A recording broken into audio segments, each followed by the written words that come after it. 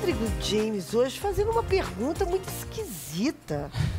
Um filme bom nos cinemas e um filme ruim no streaming. Qual dos dois você escolhe? Não entendi não, Rodrigo faz James. sentido, Boa faz tarde sentido. pra você. Boa tarde aqui, ó. Já falou que faz sentido, ó. Já falou que faz sentido, Filme né? bom no cinema, filme ruim? Filme ruim é filme ruim. É o que a gente conversou nas semanas passadas, Nas semanas gente? passadas, Tem gente, Fernanda, que... Bom, primeiro, boa tarde pra Boa todo mundo, tarde. né? Boa Boa tarde. tarde. Tem gente que nem com filme bom tá indo no cinema mais não. Verdade. A pessoa tá preferindo ficar em casa e ver qualquer coisa Ah, tá. do que indo no cinema. Então hoje, meu caro teleweb ouvinte, eu te trago duas... Eu tenho uma escolha pra você. Caro telespec. Eu vou te dar uma dica de um filme muito bom que está no cinema e vou te dar uma dica de um filme muito ruim que tá no streaming. Né? Vou começar pela parte boa da história, até porque a gente gosta das podreiras, então eu vou deixar as podreiras pro final. Né? A parte boa da história é Planeta dos Macacos, o Reinado. Aê, bafão, E aí? bafão. Que entrou ontem.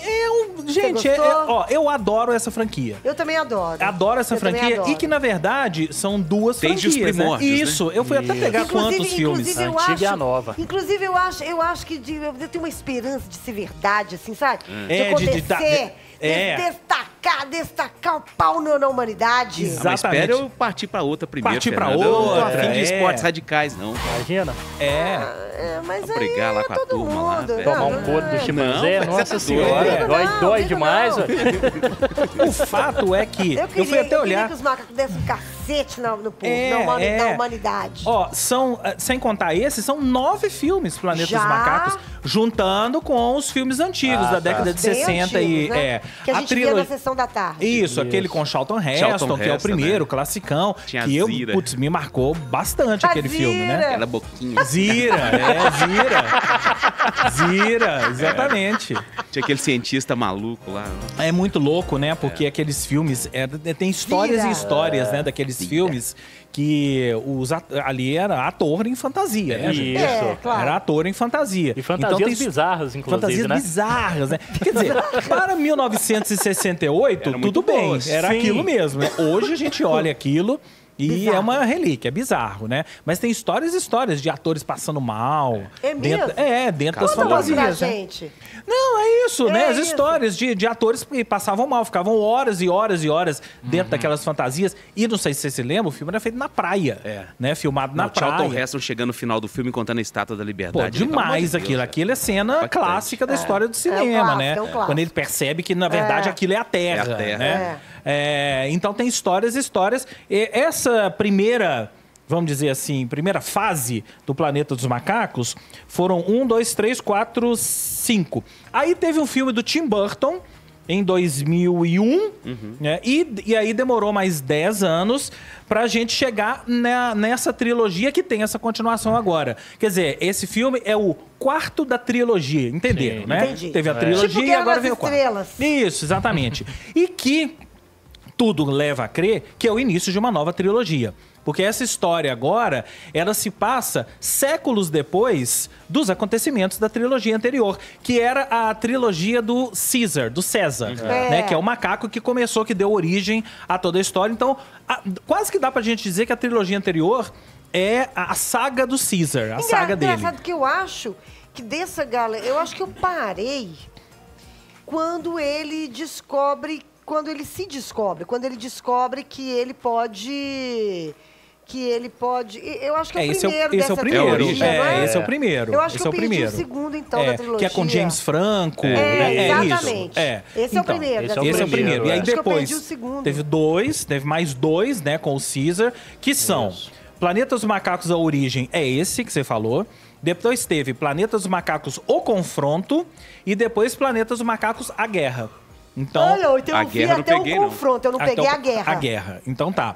E agora a gente tem esse novo filme, que é uma história, então, passada 200, 300 anos depois, e que É uma outra... Eles lembram do César, né? Então, o César ou Caesar, né? Ele é o cara, né? O cara que começou tudo, que deu origem à história. Mas agora já são... e o César virou uma espécie de deus. César, vamos chamar de César, né? O César virou uma espécie de deus. Então ele é uma divindade, né? Ele é tido como uma divindade e tal. Mas a história agora é focada num outro macaco, que ele faz parte de uma tribo e que essa tribo é dizimada, né, por uma guerra entre tribos rivais. Na verdade, o vilão do filme que quer aprisionar os macacos para levar para uma certa colônia lá. Eu não sei se eu conto isso porque pode ser spoiler. Acho que eu não vou contar o resto. Não vou contar. Não vou contar porque pode ser spoiler. E aí, ele parte numa jornada em busca da tribo dele, dos sobreviventes, e vai encontrando pelo caminho um outro orangotango, que é um ancião mais velho, e encontra uma humana, que é uma humana inteligente, que fala, ao contrário dos humanos que habitam a Terra nesse momento, que são humanos, são seres irracionais, né? Não falam, agem como animais e por aí vai. E ele acha aquilo estranho. Poxa, tem uma humana que fala, e aí a gente vai entender quem é essa humana, e vai entender os propósitos dela, por que ela fala e tal. Isso tudo tá explicado no filme, eu não vou contar, não vou chegar até o final dele. Mas o que eu acho mais legal não só desse filme, mas toda a trilogia, que eu acho que o filme mantém intacto essa grande discussão, né? De como seria a Terra se fosse... São várias discussões, pequenas discussões. Como seria a Terra se ela fosse habitada por macacos, né? Se os macacos fossem inteligentes... Mas, principalmente, faz com que todos nós humanos, repensemos o nosso papel na Terra. Né? Qual é o nosso papel na Terra? Estamos tratando bem os animais?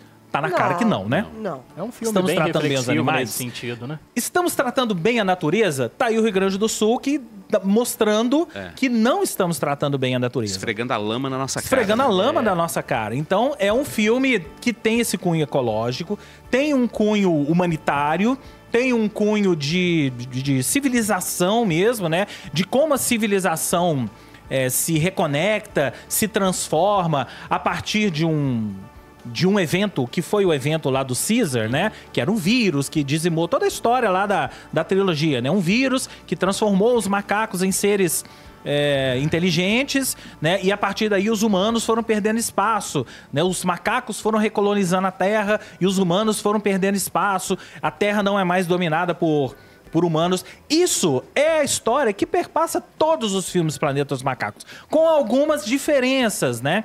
Então, lá atrás, o filme do Charlton Heston, o 1968, o primeirão de todo, era uma história de...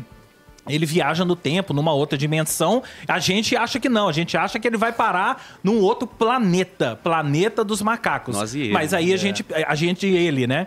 E aí no final a gente percebe que na verdade não. É uma outra dimensão. Ele viaja no tempo, numa outra dimensão. Futuro, e ele tá realmente na Terra. A Terra dominada pelos macacos. Então isso perpassa por toda essa história do planeta, toda essa saga Planeta dos Macacos. E eu acho muito legal que de tempos em tempos a gente pare para discutir isso tudo, né? E eu acho muito curioso de esse filme tá estreando agora, quando a gente tá vivendo uma crise climática, né? Uma crise climática, né, James?